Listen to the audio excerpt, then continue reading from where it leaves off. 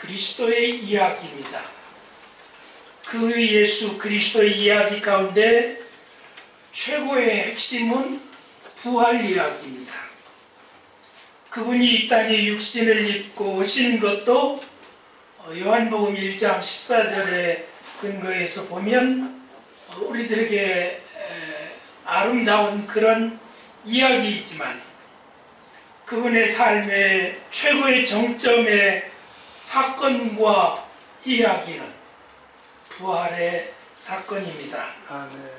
또 한 가지 신학적으로 본다면 신학 체계를 이루는 주제가 크게 네 가지를 들 수 있는데, 첫 번째는 창조, 두 번째는 타락, 세 번째는 구속, 네 번째는 우리 주님의 다시 오심, 이 재림.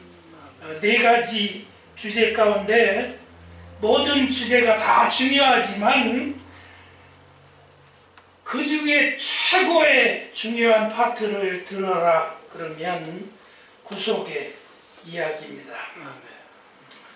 왜냐하면 우리가 다 죄 가운데 있는 인생들이기 때문에 오늘 우리들에게 가장 중요한 일은 죄인인 우리가 구속받아야, 속죄함 받아야 되기 때문입니다. 구속의 그 정점에 바로 부활의 사건이 있습니다.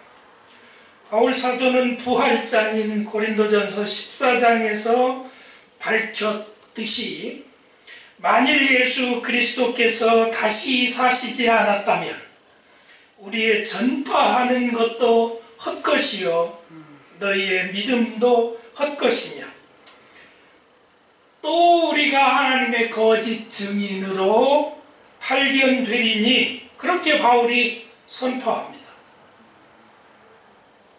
부활이 없다면 우리의 신앙은 허무해질 거라, 그런 말이죠.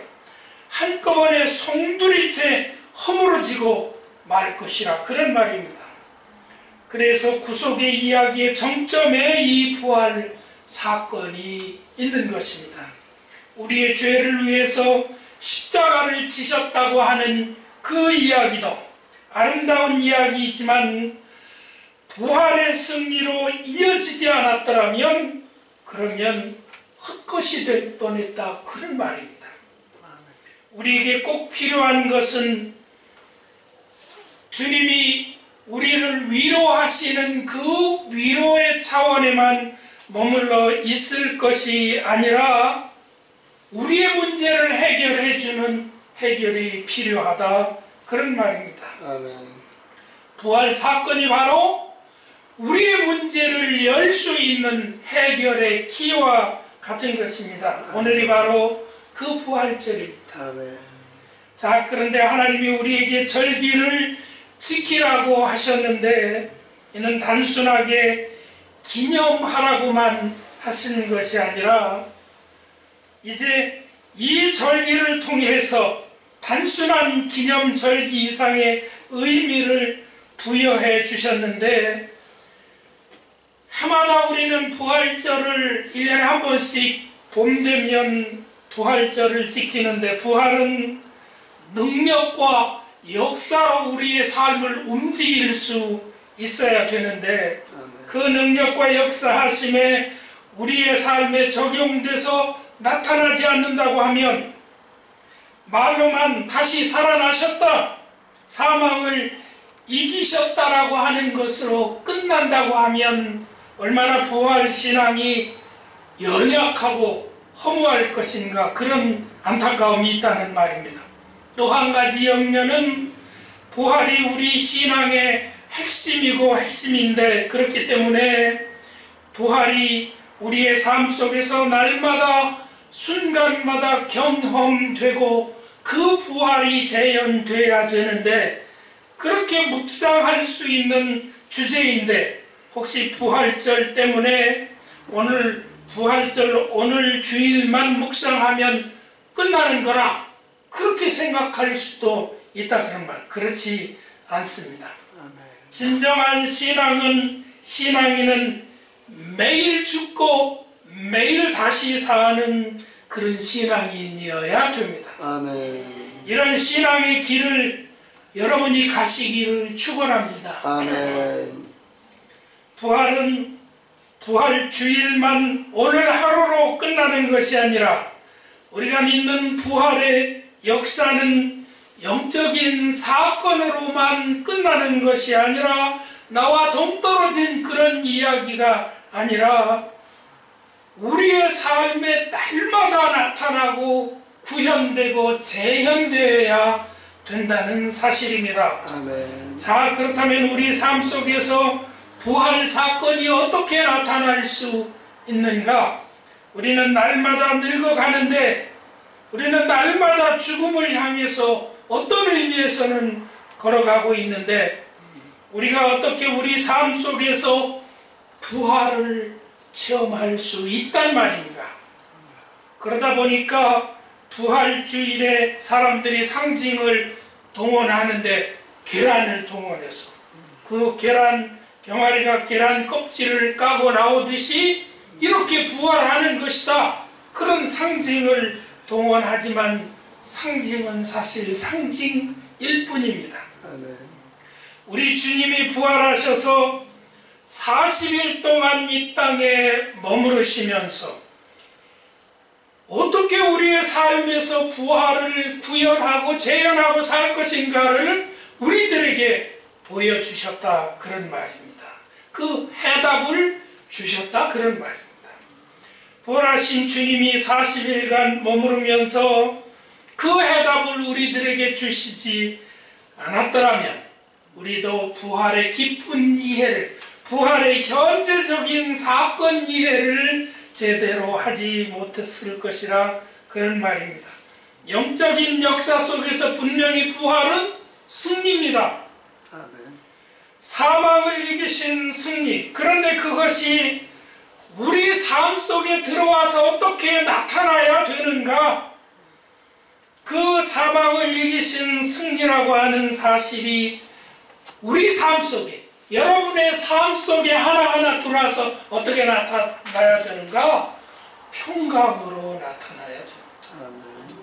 그래서 오늘 본문 속에서 우리 주님이 사람들에게 나타나셔서 너에게 평강이 있을지어다 있느냐 이렇게 2번씩이나 강조하면서 말씀합니다. 우리 삶 속에 부활하신 예수님을 믿는다고 하면 평강으로 우리의 삶에서 나타나야 돼요. 여러분이 평강이 없다면 오늘 이 부활절에 주님이 내게 평강을 주신다. 부활하셔서 다가오신 주님이 내게 평강으로 오신다는 사실을 오늘 말씀 속에서 붙잡아야 될 줄 믿습니다. 본문 20장 19절 21절에서 너희에게 평강이 있을지어다 그렇게 2번씩 말씀하셨는데 이 평강이라고 하는 샬롬이라고 하는 심적인 상태는 하나님의 창조 때 나타났던 그런 최상의 상태입니다. 그냥 마음에 걱정이 없어. 나는 이제 아무 걱정도 없어. 그런 게 평강이 아니라 그런 거예요. 하나님의 창조 동산에서 나타난 샬롬이라고 하는 것은 하나님의 영이 임하셔서 요한복음 1장 14절에서 예수님이 인카네이션 하셔서 이 땅에 오신 그 예수님이 그렇게 오시듯이 하나님이 말씀하신 예수님이 말씀하신 너희에게 평강이 있을지어다 하는 그 평강, 그 샬롬은 하나님의 창조의 동산에서 근본적으로 있었던 그런 샬롬이라 그런 말입니다. 물이 이사야 11장 6절에서 9절 말씀처럼 물이 바다를 덮음같이 하나님의 영이 우리를 덮으시면 해됨도 없고 상함도 없는 온전한 샬롬이 우리의 삶 속에서 우리 심령 속에서 일어나게 될 줄로 믿습니다. 아멘. 그 샬롬을 구해야 됩니다. 구약과 신약을 꿰뚫어 본 히브리서 기자는 매우 특별한 선언을 하는데 그는 예수님을 멜기세덱의 반차를 쫓는 영원한 제사장이라고 히브리서 7장 1절 2절에서 말씀하는데 그 멜기세덱이 누군가 하니 살렘의 왕이요 지극히 높으신 하나님의 제사장이라. 저는 여기서 멜기세덱을 신학적으로 어떤 그런 설명을 하려고 하는 것이 아니라 히브리서 7장 1절 2절에 있는 말씀 그대로 인용하면 그 이름을 해석하면 먼저는 의의 왕이요 그 다음은 살렘 왕이니 곧 평강의 왕이요 그렇게 말씀하고 있습니다. 아멘. 곧 예수 그리스도는 평강의 왕이라고 히브리서 기자는 설명하고 있습니다. 평강은 하나님의 능력이 우리 가운데 나타날 때 임할 수 있는 평강입니다. 그렇기 때문에 부활의 능력이 우리에게 임하면 우리 가운데 여러분이 부활의 능력이 여러분 한 사람 한 사람에게 임하시면 여러분 마음속에 샬롬의 상태가 이루어진다 그런 말입니다. 샬롬의 역사 이런 평강은 부활의 능력이 우리의 삶 속으로 우리의 온몸 속으로 쑥 들어와야 되는 것입니다. 오늘 본문 속에서 보면 그러면 22절에 볼 때 이런 부활의 능력은 학습으로 내가 체득할 수 있느냐 그게 아니라 그런 말이에요. 숨을 내쉬며 본문 속에 우리말 속에는 그렇게 숨을 내쉬며 그랬어요. 원어에 보면 루아흐라고 성령이라고 성령의 바람과 같은 그런 원어를 사용해요. 그렇게 생명을 우리들에게 불어넣어 주시면서 우리에게 막 그렇게 루아흐가 막 숨을 내쉬면 쑥 들어와야 돼요.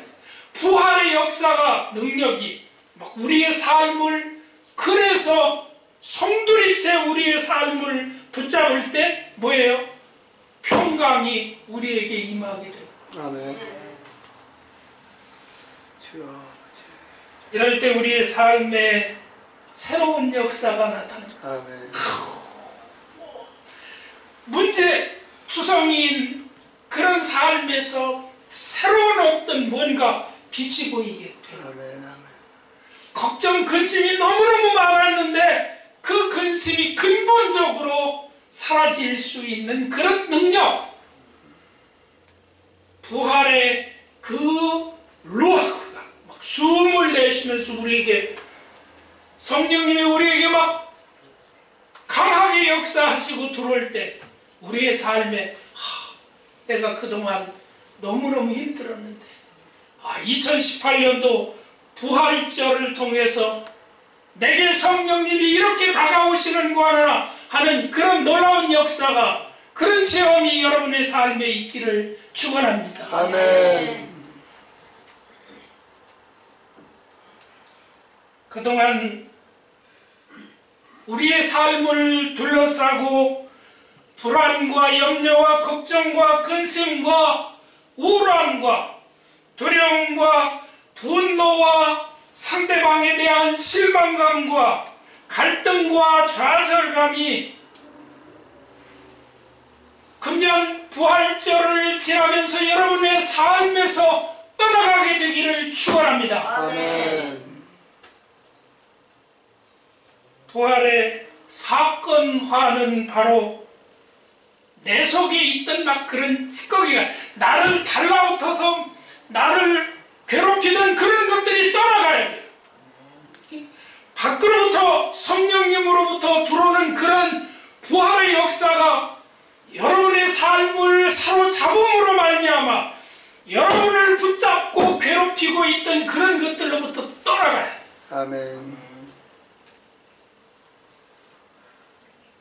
떠나간다고 하는 거, 떨어진다고 하는 거, 지독하게 달라붙어 있는 것이 떨어지는 게 쉽지 않습니다. 제가 5년 동안 이제 만성화됐죠.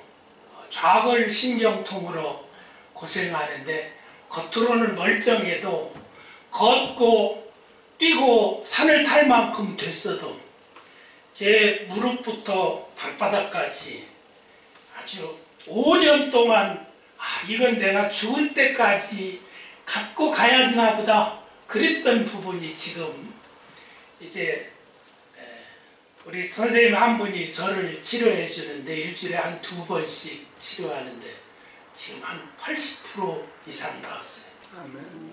그런데요, 침을 찔러가지고 여러분이 보면 놀랄 정도로 보여드리지는 않을게요. 침을 찔러서 침을 돌리고 근육과 인대와 신경이 막 뒤엉켜 있으니까 막 거의 막 저도 괴성을 지를 정도로 그렇게 통증이 오고 그래도 그거 지금 그 작업을 지금 2달 넘게 하고 있습니다.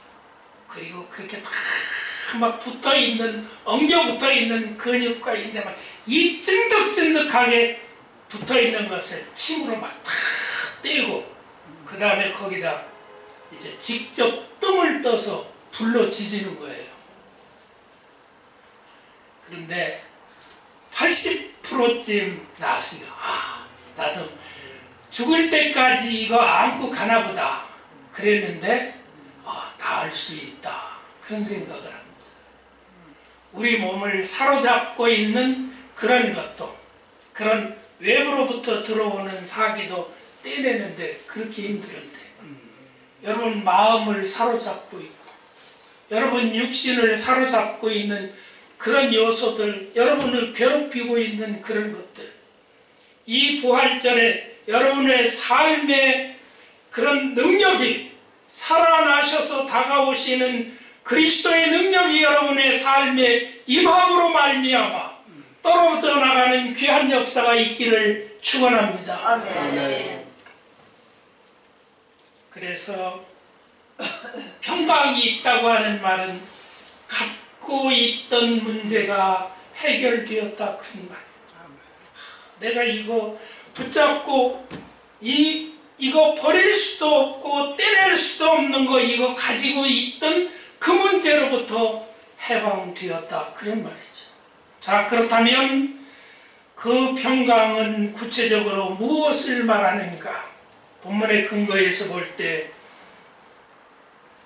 세 가지로 말씀하고 있는데 너희에게 평강이 있을지어다 peace with you 한 이 말씀 가운데는 아무런 상황 이해 없이 아무런 컨텍스트 없이 그렇게 갑자기 우리 주님이 샬롬 그렇게 하신 게 아니라 그런 말이죠. 우리 주님이 나타나셔서 샬롬이라고 말씀하신 배경에는 많은 우리 주님이 경험한 스토리가 있어요. 그 배경 스토리가 바로 우리 주님이 경험하신 땀방울이 핏방울이 되기까지 기도하신 기도였고 겟세마네 기도였고 십자가 지면서 배신하면서 제자들이 떠나가는 그 상황 속에서 주님이 가슴 아픔을 경험한 그런 가운데 십자가를 지고 피 흘리시는 그 경험의 이야기가 담겨있는 그런 가운데 우리 주님이 너희들에게 peace with you 너희들에게 평화가 있을지어다 그렇게 선언하신 거예요. 우리는 죄인이지만 우리 주님은 죄 없으신데 그 죄를 우리 죄를 담당하시고 십자가를 지셨습니다. 우리 주님이 십자가에서 승리한 그 승리는 첫 번째 욕망과 욕심을 이겨낸 승리였습니다. 겟세마네에서 우리 주님이 기도하시면서 할 수만 있거든 이 자를 내게서 떠나가게 하소서라고 우리 주님도 그렇게 기도하셨습니다. 육신을 갖고 있기에 우리 속에 수많은, 여러분과 저 속에 수많은 디자이어들이, 자기 생각들이 있어요. 그런데 욕망, 욕심 이런 것 그대로 다 갖고 있으면 우리 주님이 지금 막 숨처럼, 성령처럼, 루악처럼 불어주시는 평강은 우리에게 찾아올 수 없어요. 왜? 나를 붙잡고 있는 이 욕망과 욕심 덩어리가 붙어있는 한 평강이 자리 잡을 수 없습니다. 끈질기게 붙어있는 욕망과 욕심을 털어버리는, 그러므로 부활의 능력이 여러분 삶에 강력하게 임해서 2018년 이 부활주의를 보냄으로 말미암아 그동안 고질적으로 내가 해결하지 못했던 그러한 내 삶의 문제들을 다 해결받았다. 평안일 내게 찾아왔다. 평강이 찾아왔다. 우리 주님이 거기 나타나셔서 부활하셔서 거기 모였던 사람들이 여러 가지 그동안 과정 속에서 다 봤던 그 사람들에게 우리 주님이 너희들에게 평강이 있을지어다. 그렇게 하신 그 평강이 여러분의 삶에도 임하시기를 축원합니다. 아멘. 두 번째, 이 평강은 두려움을 이긴 그런 승리 가운데 오는 평강입니다. 십자가를 진다고 하는 것은 한마디로 말하면 두려움입니다. 여러분과 제가 십자가까지는 아니어도 어떤 새로운 일들을 시도하고 도모할 때 여러 가지 미래에 대한, 가보지 않은 길에 대한 두려움과 염려가 있게 마련입니다. 걱정합니다. 그 일이 잘 될까 안 될까. 우리 주님도 십자가를 앞에 두고 다가올 고통에 대한 두려움이 있었습니다. 고통이 다가올 거라 그렇게 생각하면 너나 할 것 없이 두려움을 갖게 마련입니다. 버림받을지도 모른다고 하는 그 두려움, 내가 이 십자가를 지고 십자가에서 그냥 죽어버리고 끝나면 어떡해? 그래서 우리 주님이 엘리 엘리 라마 사박다니, 나의 하나님 어찌하여 나를 버리시나이까? 그렇게 기도하셨잖아요. 그렇게 호소하셨잖아요. 우리 주님은 우리와 똑같은 그런 성정을 가진 그런 인간으로 오셨기 때문에 그런 십자가의 기도를 하신 겁니다. 그 두려움을 뛰어넘은 승리가 이 평강, 너희에게 평강이 있을지어다, 그렇게 우리 주님이 선포하시는 그런 선포가 가능하게 한 것입니다. 놀랍게도 부활의 능력이 임하시니까 우리 주님이 십자가에서는 엘리 엘리 라마 사박다니 그러며 한 인간으로서의 약한 모습을 다 보여주셨는데, 근데 부활하셔서 딱 그들에게 나타나서서는 너에게 평강이 있을지어다, 평강을 지금 선포합니다. 선언합니다. 세 번째, 주님이 평강을 선포하는 평강은 용서를 통한 승리의 모습입니다. 제자들 주님을 다 버리고 도망쳤습니다. 그럴 때 주님이 나타나셔서 샬롬, 그렇게 말씀하신 겁니다. 진정한 용서는 상대방이 있는 그대로를 받아들이는 겁니다. 저 사람 이거 나하고 똑같이 아는데 그걸 다 고치고는요, 어쩌면 그 사람이 그 자리에 거기 머물러 있지 않을 수도 있습니다. 부활의 능력이 임해야 이런 용서를 할 수 있다, 그런 말입니다. 여러분, 용서를 통한 승리자 되시는 예수 그리스도, 그 부활의 주님을 맞이하는 이 예배를 드리고 여러분 삶의 현장에 돌아가서 틀림없이 나는 이 사람은 이것만은 용서 못해 하는 문제가 있다면 여러분이 먼저 용서를 시도하십시오. 2018년 부활절 이 메시지를 오늘 전하면서 두 가지 기대를 갖습니다. 하나는 지금 그 부활의 능력이 여러분 가운데 임하셔서 평강이 여러분 가슴 속에 넘치시기를 축원합니다. 아멘. 또 하나는 부활의 능력에 따라서 평강의 기회를 여러분 각자가 쥐고 나가서 앞으로 닥쳐올 어려움이 너무나도 많이 있을 텐데 그 문제들은 여러분이 지금 이 부활하신 주님이 주시는 평강의 기회를 가지고 해결하고 이겨내고 승리하는 그런 삶이 되시기를 축원합니다. 아멘. 기도하겠습니다.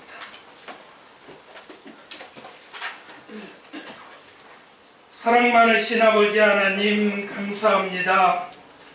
허물 많고 부족하여 죽을 수밖에 없는 우리 인생을 사랑하사 십자가에 달려 돌아가시고 피 흘려 돌아가시고 우리의 죄를 다 담당하시고 이제 3일 만에 부활하사 다시 우리들의 삶의 현장에 오셔서 너희에게 평강이 있을지어다 말씀하시는 주님을 오늘 이 아침에 만나게 인도하여 주시니 감사합니다. 아버지 하나님, 우리가 부활하신 주님을 다 만나는 그런 귀한 역사가 우리들 삶에 있게 도와 주시옵소서. 그리하여 우리의 심령이 변화되게 하시고 우리의 가정이 평강이 넘치게 하시고 교회가 평강이 넘치게 하나님 인도하여 주시옵소서. 우리 주 예수 그리스도 이름으로 기도드리옵나이다. 아멘.